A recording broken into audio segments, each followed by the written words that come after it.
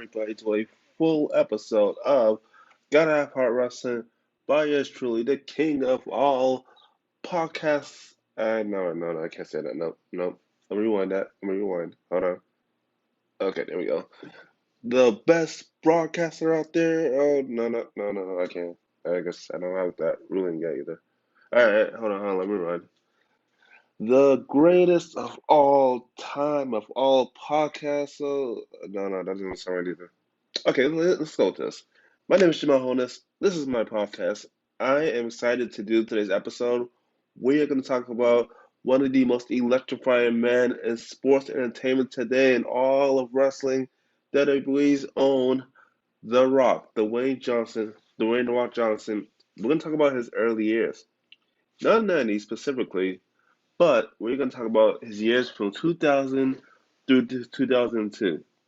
I'm excited about this because heading into year 2000, Rock was already on top. He was legit the man. Even though we had, Paul Beck, the game Triple H as the WWE champion, there was nobody hotter in the industry than The Rock going into year 2000. And it's pretty crazy. It's pretty surreal, because The Rock, coming off his, I guess, feud with the New Age Outlaws, team with Mankind as Rock and Sock Connection, still wondering about the mystery who ran out Austin at the 1999 Survivor Series was still in question, but that let The Rock stop him because the first thing he declared that the first thing he was going to do in the year 2000 was win the Royal Rumble event. Be that as it may, even though there was ongoing feud between Mick Foley and Triple H himself, we know that The Rock had beaten Mick Foley on the last night of Raw 1999 to keep his job on a pink slip on a pole match, in which early Mick Foley got fired by Triple H and Stephanie McMahon as part of the McMahon Helmsley regime. Personally, I was pretty much a good fan of the McMahon Helmsley regime. It was something different. First of all, you got the daughter of Mr. McMahon and Linda McMahon, Stephanie McMahon, and now she's married to Triple H, Stephanie McMahon Helmsley, having the last name now, and it seemed like her on-screen role as being the boss, alongside with her now husband Triple H, the current WWE champion, made it seem like they're on top of the world. A dual couple, they're on top of the world. They have all the power. They can do whatever they want, and they really abuse that power a lot. They really did. So that thing that kind of threw that twist, to let everybody, the whole roster, that be afraid of the McMahon Helmsley regime. So I guess Rock was in the match before he gets fired, and that's next week on Raw. I think it was January the 3rd that Mick, The Rock, and the entire roster had admitted that Mick Foley had to be rehired, or else they would walk out. Which I didn't know if I was true, I was gonna believe it or not, but I guess in a way, it's pretty fair. So thank God Mick Foley did come back, was rehired to come back as part of the storyline at the time. So yeah, but not too bad though, utterly. So then we have this big tag team match, which is both Triple H and Mick Foley on it, and of course, The Rock now has this problem with the Big Show. And even the Big Show had declared himself to be part of the Royal Rumble 2000 being held on January 23rd, 2000 in Madison Square Garden. As did a both upset about this, how, you know, technically, the Big Show should have won the Royal Rumble match, considering that the footage, even clips of footage and photography that showed The Rock's feet desperately touching the ground first. Even though I'm glad The Rock won the Rumble, because there's nobody harder to win the Rumble that's having The Rock. But technically, if you go back 21 years ago, Big Show should have technically won the Rumble. So, Big Show, if you listen to this, you truly were supposed to be the real winner of that match. I don't know if it was designated to happen that way, or maybe accidentally The Rock's feet hit the floor and wasn't supposed to. But, anyways, Big Show should have technically been the winner of that matchup and been going on with WrestleMania. But we get to War 2000, The Rock comes out, body slams everybody, then the big boss man, Crash Holly, X-Pac, and just on a roll here. Then it comes out to him, the Big Show. He stumps the big choke slam by the Big Show. I guess chokes him to hell. And, Big Show picks up The Rock, leans him over his right shoulder, like going to run him behind the ring. Rock flips, taking Big Show's own momentum over the top ropes and get it back to the ring, and Rock wins the Rumble The Rock has won the Royal in 2000 and is on his way to WrestleMania. Can you believe it? It's crazy. What happened after that? People leading up to Raw and SmackDown episodes leading up to the No Way Out 2000 pay-per-view event on February 27th that Big Show was trying to plead his case that The Rock's feet hit the floor first. Finally got Triple H to see that The Rock's feet hit the floor first. So he sets up the match, which with The Rock versus The Big Show, and the real winner will go to WrestleMania 2000 to face either him or Mick Foley's Hell in a Cell match results. So you get to know it out, and yeah, I mean this match is pretty good. It's not really as bad. The Rock. I kind of enjoy the Rock Big Show matches for some reason. The Rock knows how to work with big, larger guys than himself, so it wasn't really too bad. It was actually pretty decent as far as a Dave vs. Goliath matchup. This match referee gets knocked out here. When you hear the music, the No Chance in Hell music, we see Shane McMahon coming down here that we have not seen in months. I think since November of '99. So he comes back 3 months later here, and we're thinking, okay, he's gonna do justice. Everything's gonna be cool. He knocks out The Rock with the steel chair.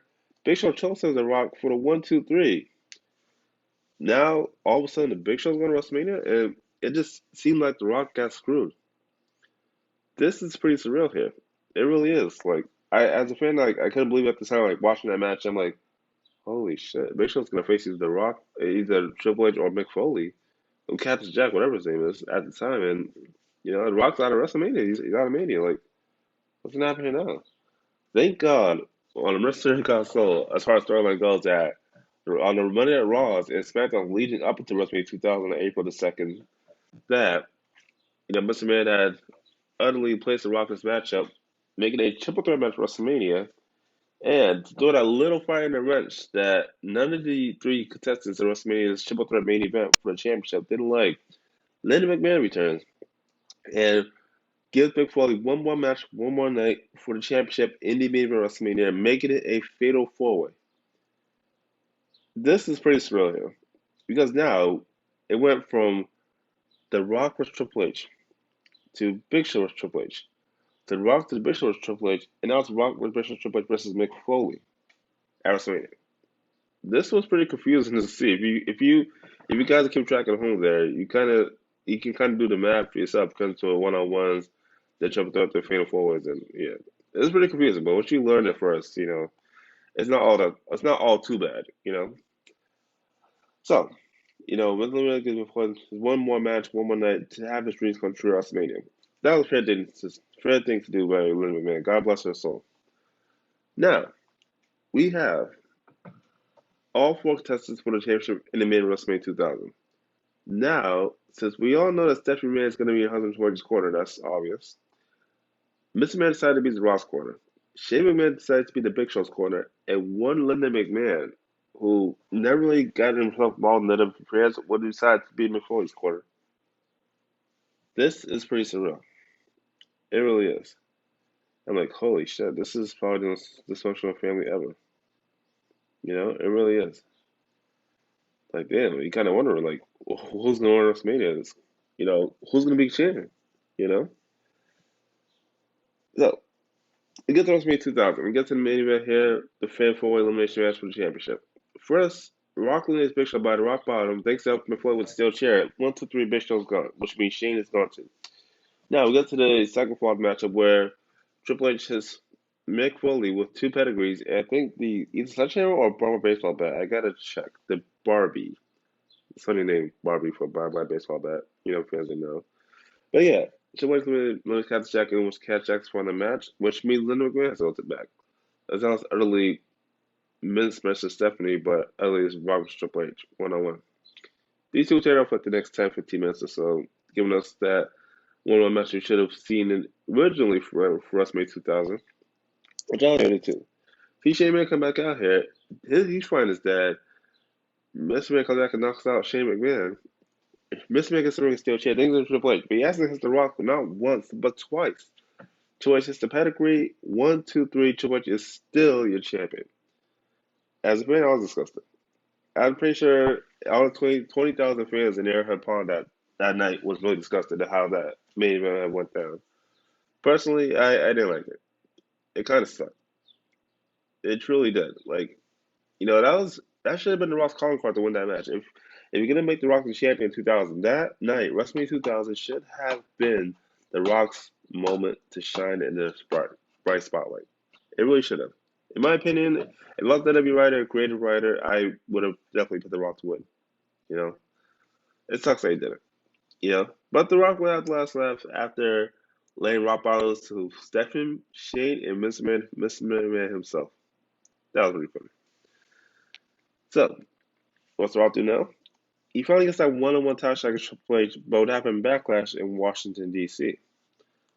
And he promises to have somebody in his corner, one Stone Cold Steve Austin, which I think this is probably genius move on the Ross part. I love this.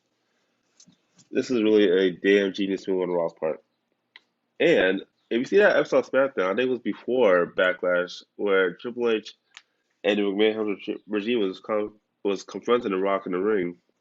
And we got the big Titantron on SmackDown, and we see Austin in the crane, and he dumps it on the DX box. He explodes, and that's probably one of the greatest moments in SmackDown history, seeing that over. So that was pretty surreal. All right, we get the Backlash, Washington D.C., the MCI Center, and since it's been a matchup, we finally get to see for the first time pay per view since, let's see, I'm trying to think. I think since Full Loader, they still want to win a pay per view. So we get the match here. A lot of shenanigans and chaos here. We would see a spot in this matchup. If you don't watch this match, I recommend you watch Backlash 2000's main event with Triple H and The Rock. The Rock had a spot where he rock bottoms both Shane and Triple H during the announce table. This is pretty surreal. I never seen a double rock bottom with two people. So it's pretty cool. In a way, it's definitely pretty cool. But still, we got the Stooges referees coming out here planning to counter off shoulders to the mat. Thank God didn't happen. And just when we know that things were gonna go south, they go north. We hit a glass shard. Stone Cold Steve Austin music comes out. A chair for Briscoe, a chair for Patterson, a chair for Mr. Man, and a chair for Triple H WWE Champion. Rock finally revives himself to the feet, hits the rock bottom. Linda McMahon comes down the aisle, pushes her daughter Stephanie to the ground, and tells her having to get in the ring, get the count. 1, 2, 3. The Rock is finally your World Wrestling Champion after all these time. It's very surreal. I think The Rock at that time had went at least 13 months off the championship. So I guess I get them by trying to build new stars up and have the Undertaker champion, Mick Royce champion multiple times, and even Triple H as champion multiple times apparently. So I think it was really fitting to finally have The Rock's hand raised. Even though it wasn't at WrestleMania, but it's that second best. The second best event of all time. So yeah, it was pretty good. I actually enjoyed Backlash 2000. If I had to rate it 1 through 10, I probably would rate it maybe a 3. You know, definitely 3. So yeah, after Backlash, we see The Rock come out champion. Let me say this though: if you go to the Monday Night Raw, May 1st, 2000, you'll see match set up by Shane McMahon to have him fight The Rock for the championship. This, I think, in my mind, if it's so underrated that, for me, I gotta say this is one of Big Shane's best matches. If you're gonna go one on one with The Rock, you gotta bring a game. You really do. This is not something to play with in any shape or sense. So, of course, the match goes to DQ. The Rock wins by DQ here. And now, Triple H wants the championship back. The Rock accepts it. Triple H wants to choose a situation where there are means to an end, where they're standing at the end of the light, whereas that power hungry can taste gold again. Triple H had proposed a 60-minute Iron Man match set for Judgment Day 2000 on May 21st. This is going to be pretty surreal, pretty crazy. I mean, we have not seen Iron Man match since Shawn and Bret from WrestleMania 12. And it's pretty surreal, it really is. Oh man, well, we got that in 2000. I think every one of the McMahon House regime won a match that night. If you think about it, it's pretty cool. But now, get to Judgment Day 2000, and we see, of course, Shawn Michaels come out here first.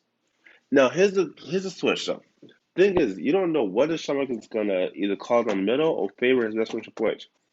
Mind you, people did not notice the last time Shawn Michaels had special refereed a match between The Rock and Triple H was at the debut of SmackDown on UPN, and oh man, I'm pretty sure that's never breaking his friendship. But yeah, wow. The thing is that you know which way it's gonna go. So Triple H comes out first with the McMahon regime. He sends him to the match. Rock, the champion, comes out here, stop fighting him, and let's just say pretty much the match was even. It was a lot of falls matchup because I think there was about 13 falls in this match. Where you win by pinfall submission. So match back and forth here. We get to the last 5 minutes. The Rock ties it up. It's 5-5. DX. The fans are all coming out here to game bay Triple H here, and the referee's still knocked out. I really don't know if the referee was trying to lie down or if he was really knocked out, but yeah, it's not moving at all.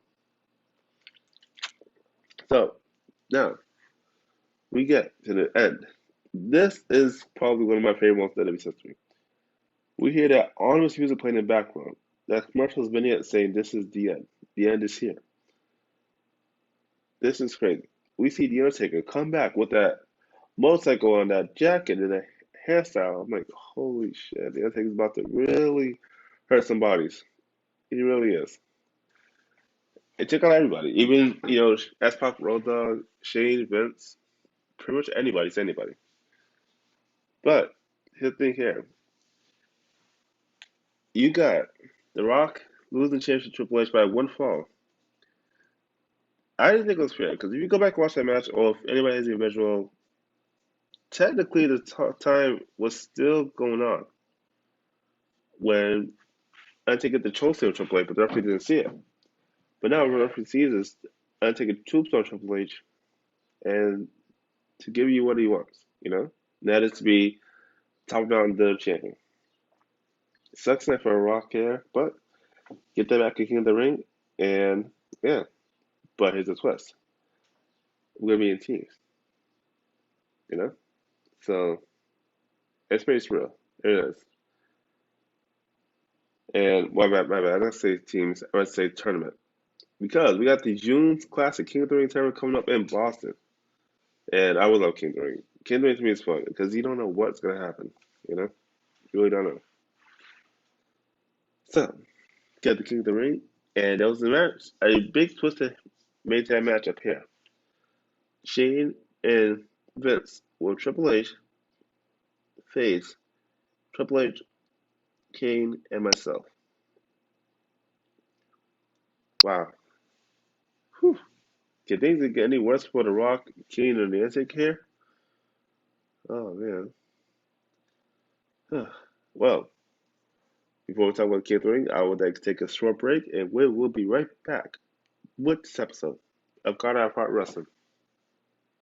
If you haven't heard about the Anchor, it's the easiest way to make a podcast. Let me explain. It's free. There are creation tools that allow you to record and edit your podcast right from your phone or your computer. The Anchor will distribute your podcast for you, so it's easy to be heard on Spotify, Apple Podcasts, and many more. You can make money from your podcast with no minimum listenership. It's everything you need to make a podcast in one place. Download the Anchor app or go to anchor.fm to get started. Thank you very much. All right, welcome back to a special full episode of The Rock 2000 through 2002. Man, King of the Ring, you roll around in Boston, you gotta think like a huge main event here.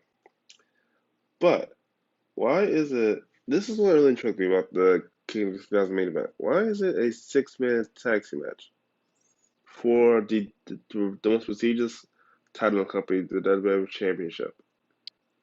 I didn't get that. I mean, it's cool because you have like too much in both Shane and Vince McMahon against the unlikely trio of The Rock, Kane, and The Undertaker. I didn't get that at all. So this is pretty weird. You know, it's like all three Rock, Kane, and Undertaker against outside the championship, but it's like if Someone, for example, Kane would have pinned Shane McMahon and Kane becomes champion. Or the Undertaker pins Mr. Man, he becomes champion. And of course, The Rock can pin anybody to become champion. That's really weird. I guess like if Shane and Vince gets the pinfall, then Triple H is still the champion. So I get the rules, I do, but it still didn't make any sense to do it. Well, I guess it was the spot to get all six of these guys on TV in the same type of matchup. So it was always a bad match, especially since Undertaker did that ferocious choke on the Shane McMahon from top of the turnbuckle all the way to through the announce table. So this is how the English one wasn't Spanish announce tables, but it's an English announce table. So that's pretty something. That is. It's actually a good thing for once. The Spanish announce table did not get broken at a pay-per-view event. Yeah. So yeah, The Rock fight Mr. Man, and Rock bottom Mr. Man 1, 2, 3. The Rock is now United States champion again. Like damn, Triple H lost champion without even being involved in the decision. That is surreal. That is. And roughly, this time that kind of ended the Rock rivalry, as which Rock started a new rivalry with WWE's most used acquisition and toughest SLPs to ever come out of WCW into WWF, Mr. Chris Benoit himself. This is pretty cool because I want to talk about this match that really gets underrated here. The Rock was Chris Benoit for the WWE Championship at Fully Loaded 2000. Did anybody recall seeing how good that match was? Where both men tore up in the ring for about 30 minutes or so in the main event at Fully Loaded in Dallas, Texas. That main event was so damn good. It has to be one of the best matches both The Rock and Chris Benoit's career. Like seriously, I can watch them over and over. And I'm like, damn, these two are really taking each other like two gladiators. That's crazy. It really is. So now you have, the Brad Wolverine against the People's Champion, and on top of it, you got Shane McMahon represent Chris Benoit in his corner. So you're thinking, man, how's The Rock gonna skip, you know, full as champion this time? Rock does his best. He just keeps on fighting and fighting and fighting until he reaches the end. At first matchup, it seemed like The Rock had knocked out the referee because there was a situation The Rock got DQ'd, he won the championship, which I really hate the stipulation because that really gives it's really not fair to the champion himself. It's really not. So that was a I really hate the stipulation for any type of not just this match, but for any type of matchup. I hate that stipulation. It didn't make sense at all. It still doesn't make sense to me at all. To the very day. So it's whatever. You know. And yeah, at first matchup, referee thought The Rock could win the chair, and Ward's match was from making the champion. Thank God Mick Foley had come out, and because Mick Foley was just hired to be the commissioner at the time, had came out and said that we start the match. The Rock ends up winning it this time by rock bottom and holds on to the title and I guess the pay place, I guess. So yeah, pretty surreal. Definitely very, very surreal. But damn, I'm thinking right now, like, what if Benoit had become champion? I think it would look really a lot different in WWE. Oh man. Well, next up, we are on the road to SummerSlam. SummerSlam 5000 emanates from Raleigh, North Carolina. You're gonna want to see the best of the best. So now we got Kurt Angle, who had won the 2000 King of the Ring event in Boston, to which were unfinished business with The Rock, and The Rock vibing for the WWE Championship in the main event. And probably one of the most sacred things that people don't talk about nowadays, but love to remember, was the sparkles, the explosions that saw also Kurt Angle and Stephanie kissing. Wow.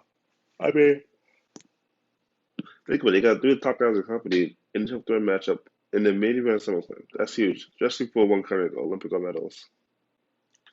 Unfortunately, Hunter came out there, stopped fighting first. They didn't quite go through enough table, but they felt they do enough table. So it's really, really time sensitive, guys. Really time sensitive. Oh man, and it's like you can't really do anything to help her, but give her advice. You know, should not be crazy at all, but it is. It definitely is. Because I think at this time, the champion wasn't even centered for this whole great storyline rivalry, whatever you want to call it, you know? This is pretty surreal. Really, really surreal. I mean, this match, you saw it all. You saw the Rocha Bitch fighting, sledgehammers, Stephanie again, the ring apron gets knocked down. Rob bounce Kernigel for 1, 2, 3. It sucks that Stephanie Man was not one decision, but probably for the best. Definitely, definitely for the best. So, we're also said the Rock is still champion, thank God, and we had to see what the Rock's next challenger or challengers was going to be for Unforgiven. We decided to put your match with Chris Benoit, Kenny Undertaker inside well, not inside, but inside the ring. You know, didn't want to scare you guys saying this all. Oh man, pretty crazy. So now we get to Unforgiven, and you know, we're doing WCW kids to pick up the ratings spree and all that. Even though they're still technically on top 180 wrestling company, but they still needed to stay in the kitchen and eat your food, you know? So, yeah, pretty crazy, huh? And on top of that, this match can go either way. It really can. Instead of two monsters, think of three. Because the customer like Candy and Taker. It's coming up here.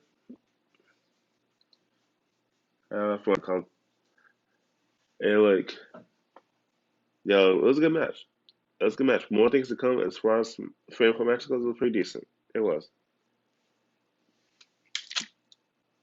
They got the Rock end up winning that matchup and still champion. You know. So now we get to October, and but before we even get to No Mercy 2000, we are not just on Unforgiven and Pittsburgh, PA, or Philadelphia rather. So we go to No Mercy, Albany, New York, October 22nd, 2000, and let's just say there will be a lot more things to come as far as you know, the whole conspiracy theory about who really ran down Stone Cold Steve Austin at last year's Survivor Series. 11 months to go, and a couple of days change. This will be revealed on Monday Night Raw, and it's crazy. He had The Rock and Rikishi were just one attached match together. Mick Foley comes out here, says he finally figured out who did it, and points that shit to Rikishi. And Rikishi uttered the words on the article, say, "I did it for the people. I did it for The Rock." And I'm thinking ahead, like, did it for The Rock? What the hell does that mean? Like, but he's like, "Oh yeah, okay, here's the guy that ran down Steve Austin. And Steve Austin just came back. Jamie was trying to help him find it at Unforgiven, but no close, no cigar. We finally got the perpetrator himself to reveal himself that he was driving the car. He may not have planned it, but he was driving the car. That was pretty surreal. So, now we get to No Mercy here, and after a brutal match, well, I don't know what I'm saying after the match. That was pretty much a damn beatdown from Austin Rikishi getting arrested by almost run down Rikishi, and yeah. So, now on the way to No Mercy, get to No Mercy, Albany, New York. We have Kurt Angle challenging The Rock for the championship. We see the friends with Stephanie, we see the friends with Rikishi here. That led us to Kurt Angle pinning Rikishi 1, 2, 3 and becoming the new champion. Wow. I don't know. I guess at this time, as a fan, I don't know whether to cheer or boo this. Really, really amazing. It really is. And now we continue on that feud with The Rock and Rikishi for the Survivor Series. Short match, not too bad. Rock ends up winning against Rikishi, but then it's not Rikishi for that. Because now we head towards dangerous territories as we now look forward to Armageddon. 60 ladies will battle, and oh, sorry, wrong thing. Six of these guys will battle inside the demonic Hell in a Cell structure that Mick Foley had deemed to call it Armageddon Hell in a Cell. And it's crazy because you have The Rock, Kurt Angle, Triple H, The Undertaker, Rikishi, and Stone Cold Steve Austin. This match literally is a 3-out brawl, which you don't know who's gonna fight or who you're gonna be fighting. This, was pretty surreal. It was, so you know. But talk about hustle matches. This would be definitely one to remember always,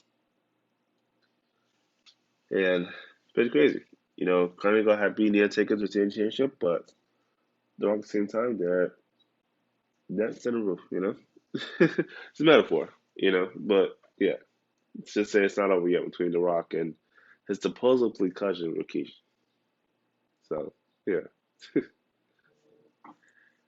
Oh yeah. So now we get to Armageddon. We do the Hell in Cell match here. They managed to finally get out. So after Mr. Man orders to just drive that hay truck out there and take the sun apart, piece by piece. It's pretty crazy. This is how bad Mr. Man wants match to happen to protect his investment within all 6 superstars. Pretty submit. Pretty. I think it's genius. It really is. So you got the top itself, and probably the most key moment that nobody's remember as far as the history of the Hell in Cell goes is when Scorpion just dropped down and yeah. Well, not I can't say thrown out, he wasn't, but dropped down thanks to Undertaker's lady chokeslam, and yeah, definitely say that he definitely got hurt this time, so that's a good thing. All right, The Rock's 100 championship still on, but he figures if he enters the Royal Rumble and wins it, just like he did last year, he possibly could do that and finally get back his championship. Oh man, well, when I come back, we talk about The Rock in the year 2001. See you soon. All right, and welcome back to a special full episode of Gotta Have Heart Wrestling by your truly Jamal Honus. And this episode is based on The Rock's golden years, which I believe to be the golden years of The Rock's career, 2000 through 2002. And it's amazing how the 2000 year ended with The Rock and that brutal Armageddon Hell in Cell match and him feuding, with his cousin Rikishi. And it's just a way for The Rock, just to get all past this, just to once again become WWF champion after losing the title to Kurt Angle at the 2000 No Mercy pay-per-view event in Albany, New York on October 22nd. So now we're heading into year 2001 pretty freshly for The Rock, has declared himself to be an entry in the 2001 Royal Rumble match, and I believe the 2001 Royal Rumble was probably one of my favorites.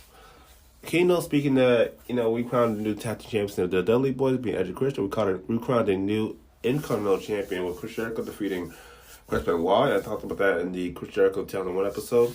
And, we saw a good championship match, although it wasn't interrupted by one Stone Cold Steve Austin, but still proved fairly to be a very good match between Triple H and Kurt Angle, for the most part.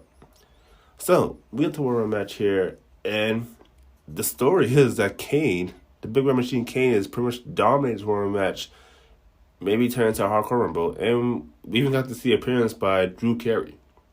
Yes, Drew Carey. Who in the hell thought that Drew Carey would be one of those special celebrities to appear in a Royal match just to promote his Drew Carey's All Extravaganza event that happened a week after Rumble on Saturday. So it's pretty crazy. He came in number 5. Even though he did meet one-on-one face with the Monster Kane, he ended up eliminating himself just to save himself from further damage. So that's pretty funny spot right there. We even saw appearance by the Honky Tonk Man, number 12. Pretty crazy. Until he got smashed in the guitar, smashed with his own guitar by the Monster Kane and getting tossed out. So Rock comes in number 13 here. Body after body after body, like he said, over the top rope. And they're just all gone. Until, out comes the Big Show, who had made his return. But luckily, just like last year, or at least so-called what happened last year at the Rumble, The Rock will make the Big Show again. Until Big Show comes out and chokes The Rock through the announce table. We see all these guys like Bradshaw, Test, Ringo, K-Quick, I think Hardcore Holly coming out here and trying to eliminate Kane. Out comes the Undertaker here. These two brothers would quickly eliminate everybody that's in the ring, come onto themselves, and then we hit as glass shatters. Austin music hits. Austin comes onto the ring, gets tagged behind by Triple H for costing him the championship match early in the night. The Rock comes back in and tries to beat down both the Brothers of Destructions, Kane and the Undertaker here. Much success here. We got Billy Gunn coming out. We have Haku, who had made special appearance to come back, and that's pretty insane. I mean, Haku, who to me is one of the most legendary figures in WWE history, or WWF history, I should say, coming now at number 29. And we have Rikichi coming out at number 30. So it's pretty formidable that one of these men are going to make WrestleMania.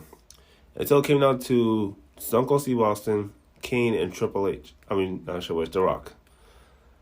It's pretty crazy.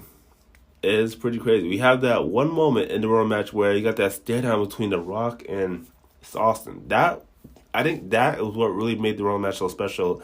Just see those two, for the first time ever, faced off in a Royal Rumble like that. Even though it wasn't their first time Rumble together, including they were the final two in the 1998 Rumble. But evidently, The Rock eliminated by Kane, and at that moment, it just seemed like that was going to stop The Rock's momentum for going to WrestleMania and facing the champion. Although Stone Cold didn't win the match, Kurt Angle will give The Rock one more shot championship at the following pay-per-view, No Way Out, on February 25th, 2001, from the Thomas Mack Center in Las Vegas, Nevada.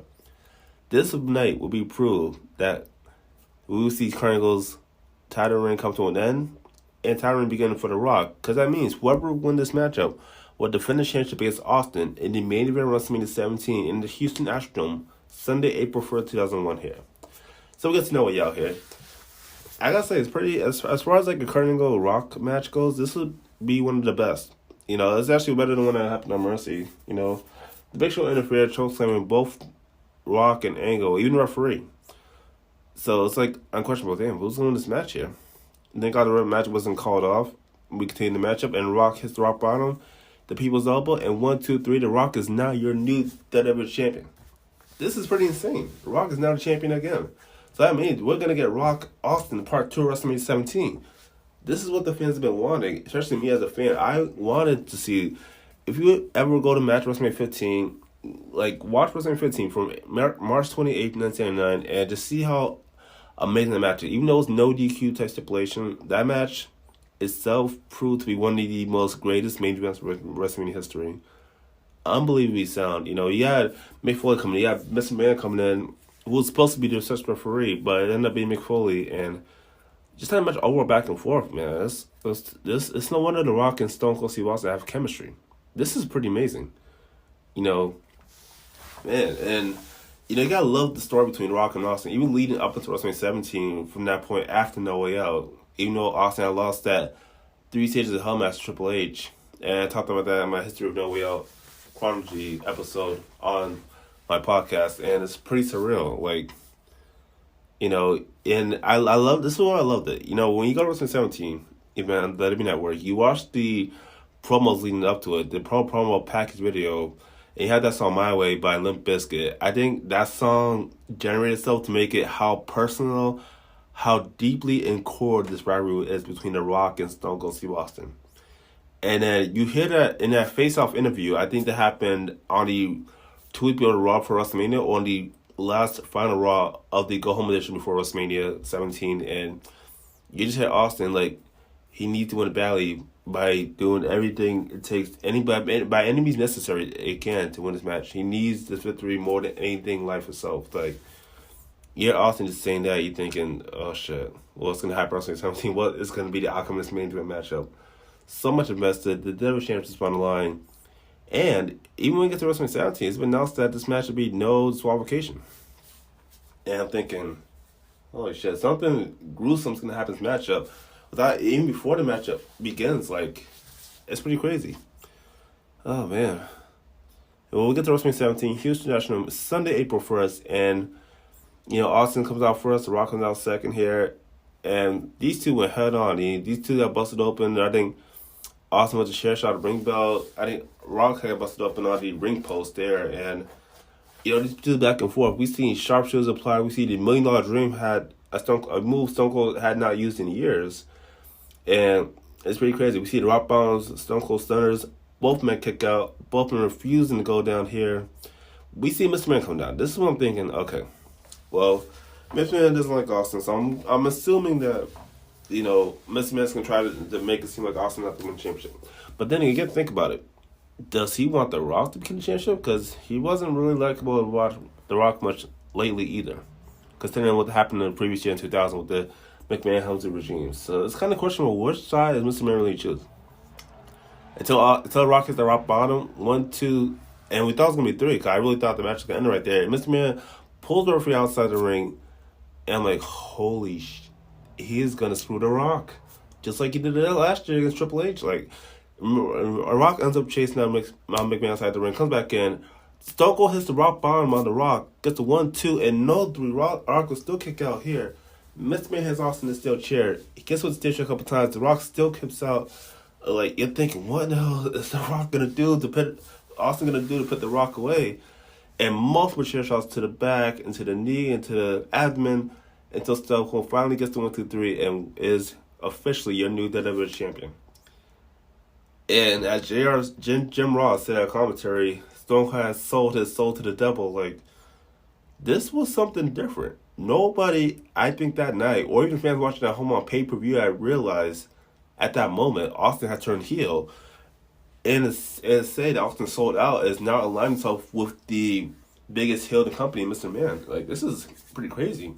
Yep, McMahon has been a heel of the company for some time now, a long time. And Austin, who has been such a good guy in these past 3 or 4 years, is now a heel with the biggest heel. Like, that's the ultimate pairing right there, Austin and McMahon. Like, which way is the company going to go? This is pretty surreal here.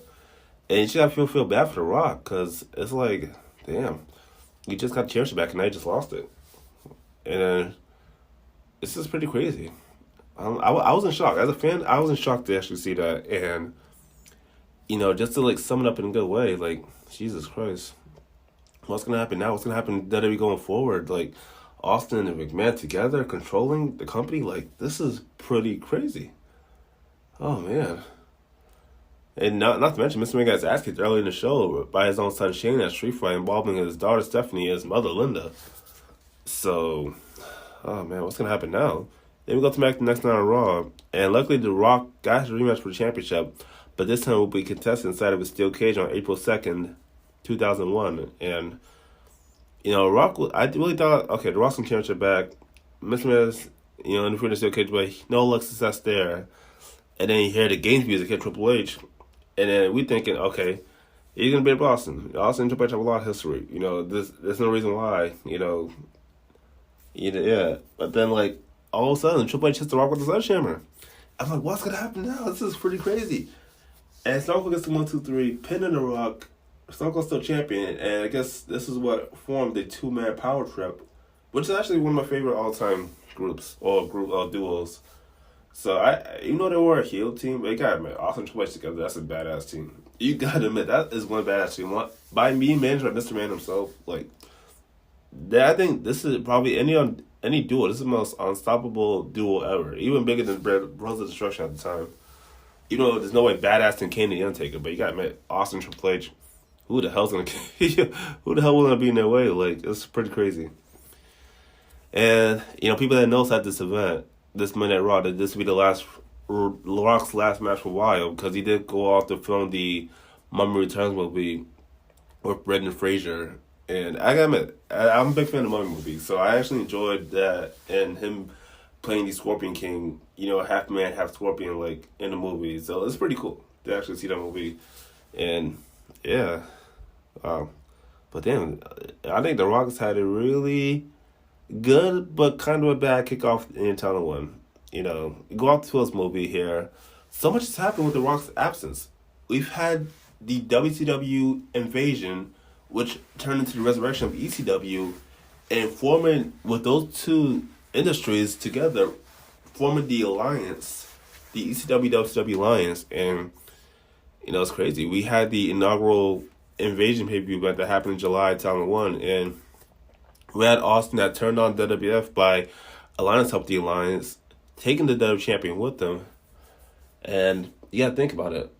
WWF is not without a leader. There's only one man that could really take control of WWE to lead its way, to at least lead in that fight against the Alliance. Who better than The Rock? I'm sorry, I started from, who better than Canyon? From WCW. Which, no fault to Canyon. Canyon's one of the greatest WCW tag champion, NXT champion, but, no better than The Rock. So, they announced that The Rock's return on July 20, No, July 31st, 2001. But we didn't know which side is Rock going to choose. The side of the WWF, where he gets screwed by Mr. Man, or the side of the Alliance, which he has no likeness against Shane either. And was definitely being in charge of the ECW regime now. This was a difficult choice the Rock had to make. The Rock comes back here, everybody Mr. Rock will get the cheers, and you're thinking, the Rock's in the ring, both Vince and Shane, which side Rock can choose? The Rock by Mr. Man, so I'm thinking, holy shit, The Rock is going to be WCW. If The Rock goes to the Alliance, game over. There's no coming back from that. That is too surreal. The Alliance may well just win this war hands down. But Rock by Shane McMahon, and Rock says he has come home to the WWF. As a fan, I was happy. Like, yes, The Rock's still in the WWF. This is crazy. Yes, he's finally here. Oh, man. This is pretty surreal. And topped off here, we got some newcomers. Probably one of the biggest acquisitions, and for WWE at the time, to at least be part of this war, the storyline between WWF and the Alliance, was the WCW champion, Booker T. Kid you not, Booker T is one of the hottest superstars, even when WCW did close its doors and got out of business before Shane McMahon repurchased WCW. So, this will set up a huge match between Booker T and The Rock for the WCW Championship in the main event of SummerSlam in San Jose, California on August 19th, 2001. And we come back, we will explain how this match went and what really went further in the year 2001 as it led down. Alright, welcome to this full episode about The Rock, 2000 to 2002. I think I would call this the golden years. Even though people think the golden years of The Rock would be 97 through 99. I don't know. I just like The Rock before he entered Hollywood. He didn't even, beyond that too. I don't know. I just like the 2000s The Rock. It was just such a fun time to be a wrestling fan and just to watch The Rock still in his prime, just whooping ass and taking names. So, and for the next example, this is how The Rock became even more prestigious than he already is. Going after Booker T's WCW Championship at the time, and them talking trash to each other back and forth leading up to SummerSlam. Especially the Whoopi Goldberg comments. That was actually pretty funny. That was probably some of the Rock's best stuff towards Booker T. That stuff I really enjoyed. The Rock always coming out here talking trash about Booker T in the weeks leading up to SummerSlam, and it's pretty crazy.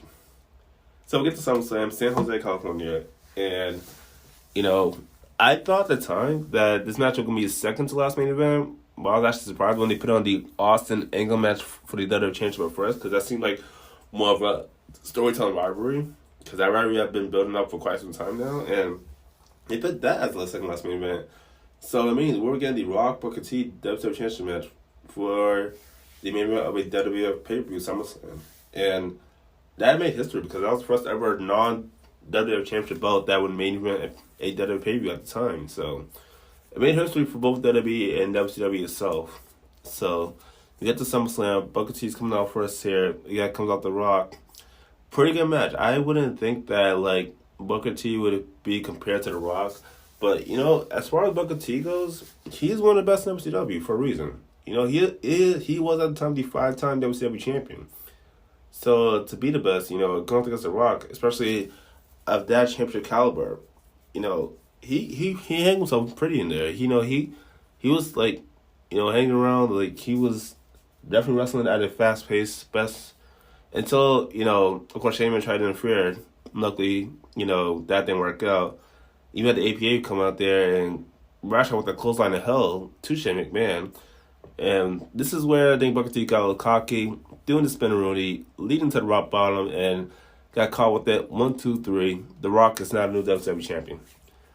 So it's crazy. It's like, The Rock was WWE champion. He loses at WrestleMania. He gets rematch on Raw the next night, loses, goes to Hollywood, films the Marvel Returns movie, comes back July 31st, and about less than 3 weeks later, he's the WWE champion. It's like The Rock had never left the top of the mountain. And again, pretty surreal here, and I enjoyed it. I really did.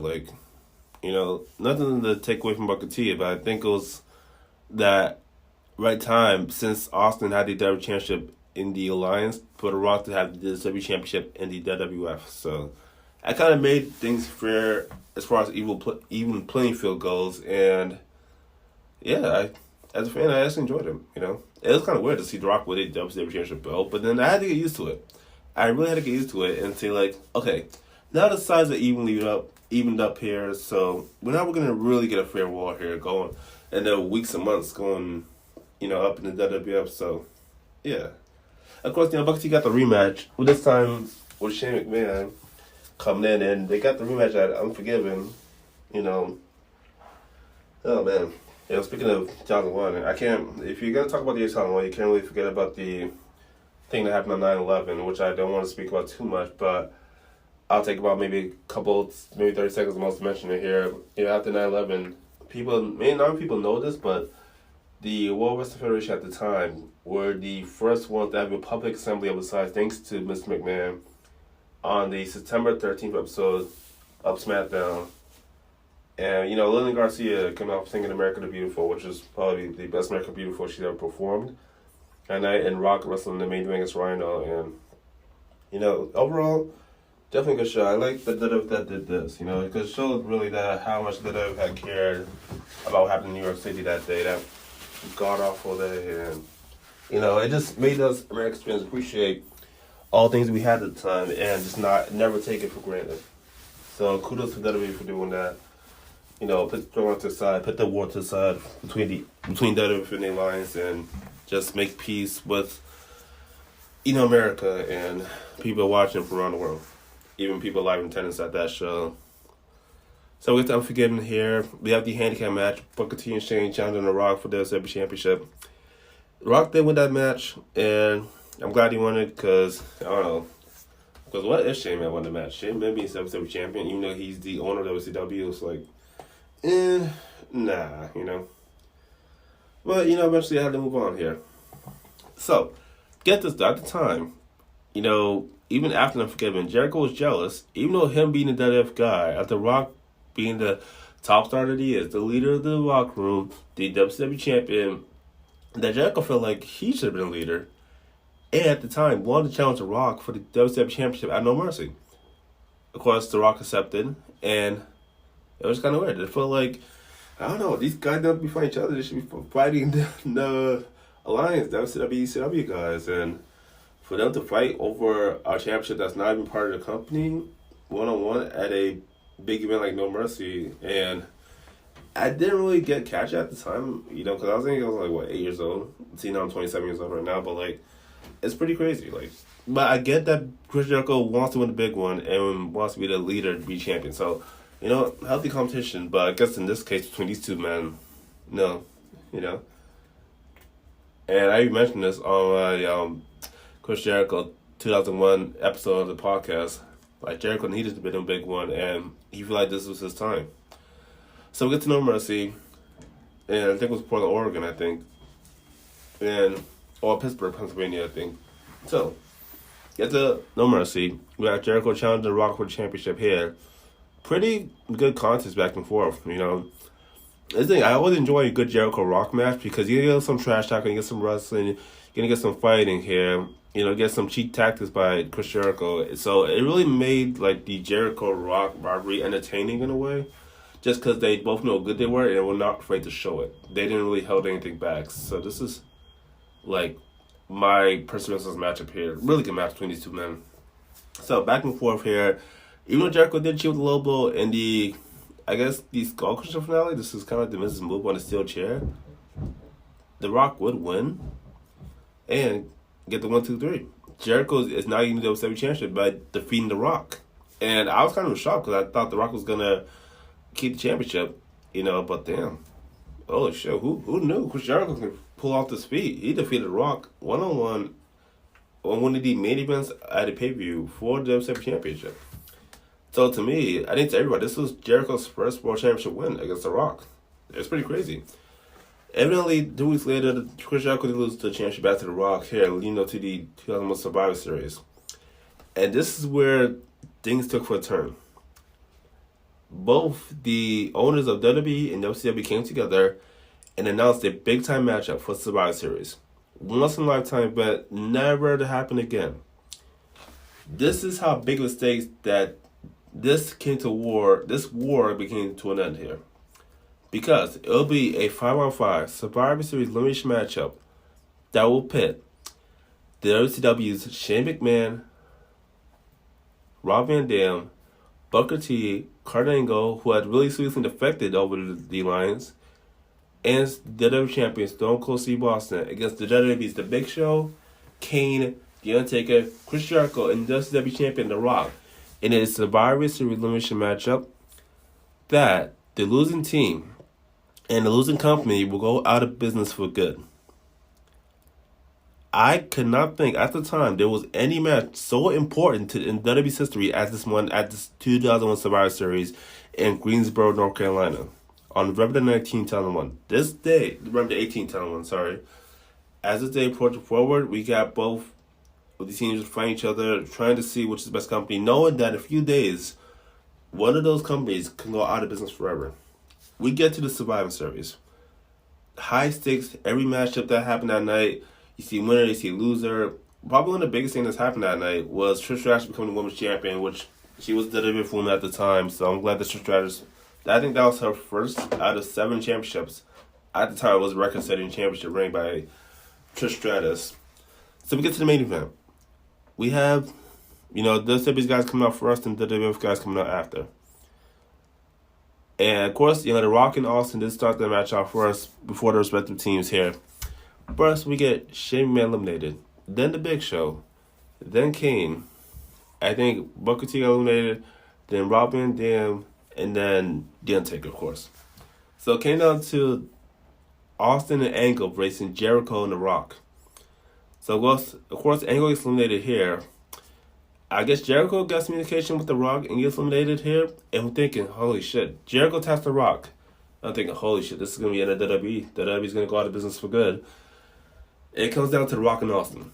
With The Rock down, Austin tries to do everything he can to pit away The Rock until Angle, who got literally eliminated on Team WCW, comes in, hits the Ultimate Championship belt, and Rock's bottom. 1, 2, 3. The Rock wins it for his team, and not only that, he wins it for the company. WWE will stay in business, and unfortunately, the WCW ECW alliance will go out of business this time for good, with both of the stocks of Shane and Stephanie out the window.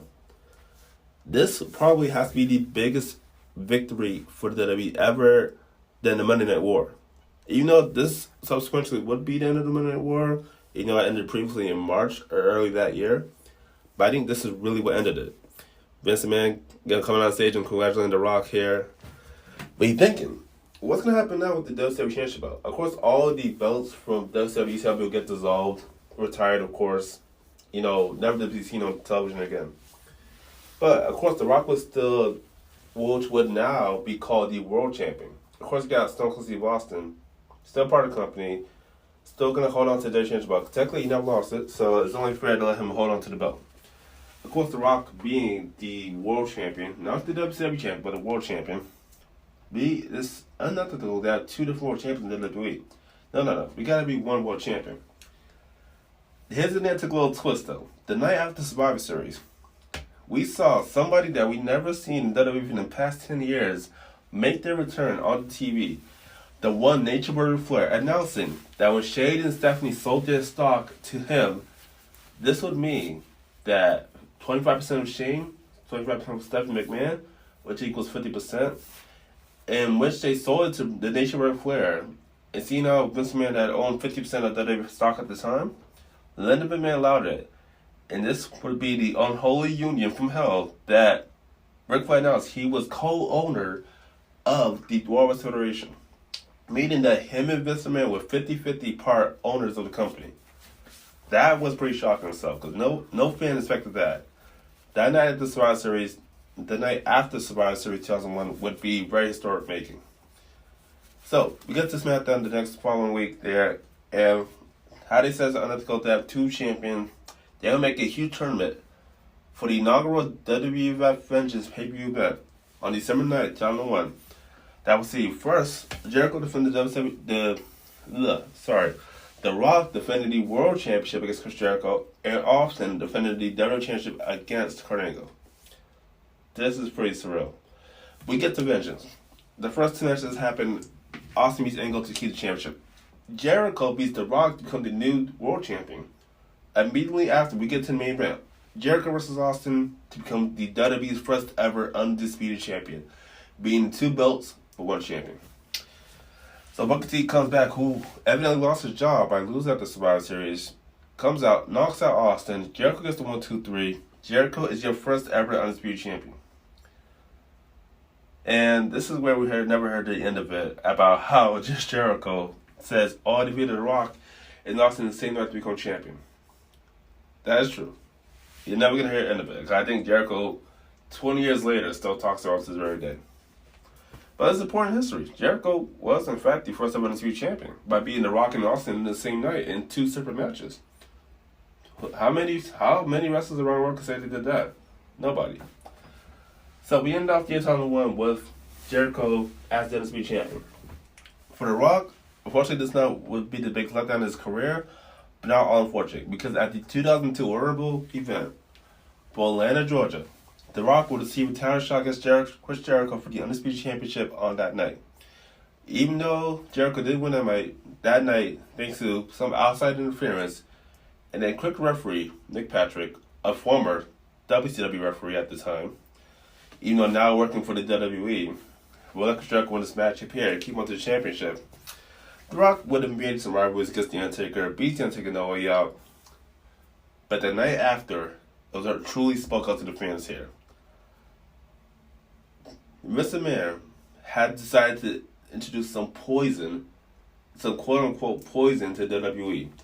Let alone be the fact that that poison would turn out to be the reintroduction of the NWO, the New World Order, of Scott Hall, Kevin Nash, and Hollywood Hulk Hogan back to WWE for brand new spanking contracts after losing their contract with WWE the year prior. Figuring this is the right time to bring these guys into WWE again. Once all 3 of these guys were important marks in the WWE from the beginning into the middle of the 1990s. Of course, Hogan probably from the 80s into the mid-90s here. So these guys come back here. Then after No Way Out, Hulk Hogan saying that he's the best. He's untouchable. There's nobody bigger than Hulk Hogan. Hulk Hogan will forever be the biggest star WWE's ever produced. Out comes The Rock. The Rock saying he's how Hogan's made it in WrestleMania after WrestleMania after WrestleMania. The Rock felt like he had to make the challenge, the ultimate challenge that nobody ever thought this would happen. The Rock said, how would you like one more WrestleMania with The Rock? Hogan took his time, but Hogan finally said yes. The match that we thought we'd never see, but we're excited to see. The Rock versus Hollywood Hulk Hogan in the Toronto Skydome for WrestleMania 18 on March 17, 2002 in Toronto, Ontario, Canada. Mind you, Hogan doesn't have good history in Rock. Hogan does not have good history with WrestleMania in Canada itself. Mind you, WrestleMania 6, title for title. Hogan lost to Ultimate Warrior at WrestleMania 6 in 1990, losing his WWE Championship and then ultimately becoming the undisputed Intercontinental and WWE Champion at the same time. So how does it fare out here? Who are you going to really root for? Are you going to root for Hogan's return to WrestleMania 18 or The Rock being one of these self-proclaimed icons at the time going against a legendary figure of Hulk Hogan? After this break, we'll talk about how that match went and what went down right after the match.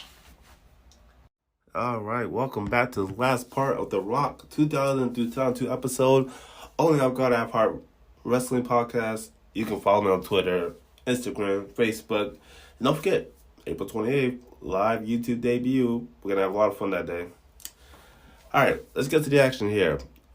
We left off with the match made that we thought we'd never see. The Rock versus Hollywood Hulk Hogan set for WrestleMania 18 in the Skydome in Toronto. We saw the weeks into the match there that even Hulk Hogan tried to take out The Rock by injuring The Rock, putting him in the ambulance, and running down with a semi-18-wheeler truck in the parking lot that night on Monday Night Raw. That same night that Hulk Hogan accepted The Rock's challenge. Pretty crazy, pretty surreal here. So we get to WrestleMania 18. This is the interesting part because there's a lot of notes to take away from this matchup here. A lot of things you gotta look out for when this match actually happened. We see Hulk Hogan coming out with the NWO sign and the music and everything, black and white, everything Hollywood Hulk Hogan. We see The Rock coming out here next. There's a lot of electricity in the air. You can feel the magic. Even before these guys even laid hands on each other, it's pretty amazing. Like, that crowd was non-stop, non-cheering, on their feet this whole entire time for this matchup, we were going to see something magical between The Rock and Hogan at this matchup here at WrestleMania 18, and it's pretty surreal. The energy was off the charts in the Skydome in Toronto. So we get the matchup here. Hulk Hogan showing that he has more power than The Rock. And I don't know, if you guys didn't notice it, go back to that match on the WWE Network. I think you saw a little bit of the old Hulk Hogan in that matchup here, posing down and saying how he showing off the 24-inch pythons and saying that he is stronger than The Rock. This is pretty surreal here. We get into this matchup here. Both these men beating the crap out of each other. I swear to God, this is probably, to me, one of the most physical matchups, personally, we have seen at WrestleMania at the time in this 18-year existence.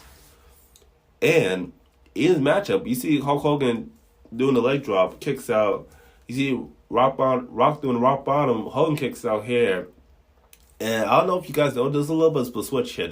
For the fans who were originally cheering The Rock and booing Hogan are now booing The Rock and cheering Hulk Hogan. So I'm thinking, okay, this is a double turn here. Okay, let's see what the WWF was trying to do here. They're trying to get the double turn between The Rock, but not necessarily make The Rock the bad guy, but help The Rock make Hollywood Hulk Hogan a good guy. The old Hulk Hogan, the red and yellow Hulk Hogan, the Mr. America Hulk Hogan. You know, that Hulk Hogan that we once loved and felt proud about every time we got in the ring. The same Hogan that main evented the first 9 WrestleManias in a row. And we saw a little bit about that. We even saw Hulk Hogan hulking up and doing the thing to The Rock there and throwing the 3 punches and a leg drop. Even though he missed it, The Rock hits the rock bottom people's elbow. The Rock gets the 1, 2, 3. And, oh man, The Rock has defeated Hollywood Hulk Hogan at WrestleMania 18. But his thing after the match here, when the NWO comes out and tries to explain some success to Hulk Hogan, they beat down Hogan, hauling Nash all over Hogan. And then Rock comes back and actually helps Hogan. Kicks Hall and Nash out the ring here. And, we saw that handshake, which I never thought we'd see. As a fan, I was actually, choked up a little bit to even see, two of my favorite wrestlers of the past and present come together, shake hands, and give us that one legendary match that we all thought we never see, but we're glad to see. And it's amazing, Even Hulk Hogan doing the original pose that he does, the posing with this 25 pythons in his body, and it was just amazing.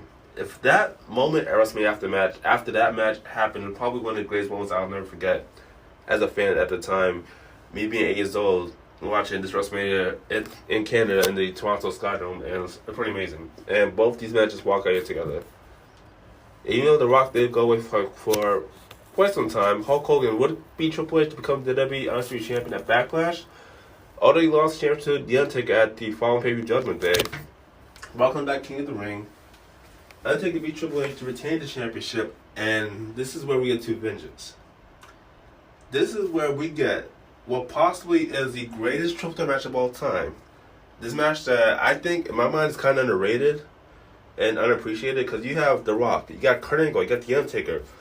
Triple threat matchup, July 21st, 2002.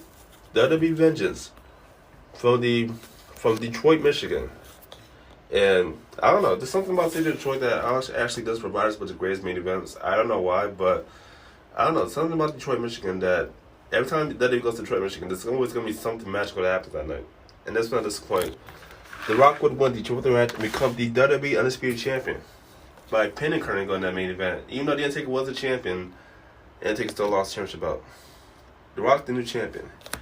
But little did we know, at the time, our initial winner, this is the first time this happened too, the WWE announced the whoever wins the King of the Ring, which was Brock Lesnar at the time, the youngin' upcoming, the next big thing, Brock Lesnar, that he received the title shot at SummerSlam 2 months prior.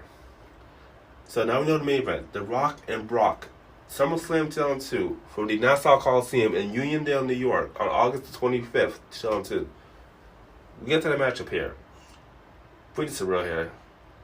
Even though Brock Lesnar was obviously the bad guy, being lined by Paul Heyman, and Rock being the champion, the good guy, I think this is kind of like a double turn here, which, not double turn, but because Brock is obviously a heel, but fans start booing the Rock and cheering Lesnar, because it's like they're tired of the Rock. They want Lesnar to win this match and have the next big thing, Brock Lesnar become the new WWE Undisputed Champion. Brock Lesnar did win and become new champion. And here's the thing: the WWE didn't show this on pay-per-view after it went off the air. But if you go on YouTube, you find a clip. You find the clip of The Rock after SummerSlam Talented. They'll show this footage where The Rock is mouthing onto the fans, saying, "Oh, he doesn't need this. He's out of here. WWE. He's packing his things. He's never coming back." Like, holy shit! I think The Rock just instantly turned heel without even being on TV for fans to witness it. This is pretty crazy. And yeah, man, I gotta admit, a 2 year for Rock. I think personally for me, it's like he'd done everything he was gonna do. That he didn't really need the WWE at the time. He was just gonna go out to Hollywood and do more movies, such as he did, because he did film The Scorpion King right after that. So yeah, it's pretty surreal here. But damn, what a 2.5 years for Rock has been, all the way from 2002, all the way from the year 2002. It's pretty surreal. It really is, you know. Oh man. Well, I mean, I think we gotta appreciate it, though. The Rock has had his greatest moments during these past couple years now, and it's pretty crazy, you know? It really is. Oh, man. Well, I thank you guys for listening to this episode here, and next week, I'm going to give you my next week's episode this Wednesday. We are going to talk about, since the Elimination Chamber event is going to be live on the network Sunday, February 21st, 7 p.m. on the network, we're going to talk about the brutality, the dangerous history of the Elimination Chamber itself next week on the God I Have Heart Wrestling full episode podcast here, and it's going to be good. Viewer discretion is advised, because what you're going to hear me talk about from the past year match, from the first one that happened to Survivor Series 2, all the way to last year's Elimination Chamber match featuring the dominance of Shayna Baszler. We're going to talk about all that next week on the special full episode of God I Have Heart Wrestling podcast.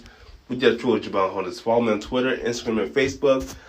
But don't forget, full live YouTube debut episode Wednesday, April 28th. Don't forget, April 28th, April 28th, April 28th. It's going to be good. It's going to be really great. All right, here. I hope you guys have a good night, and see you next time on God I Have Heart Wrestling, featuring yours truly, Jabal Hondas.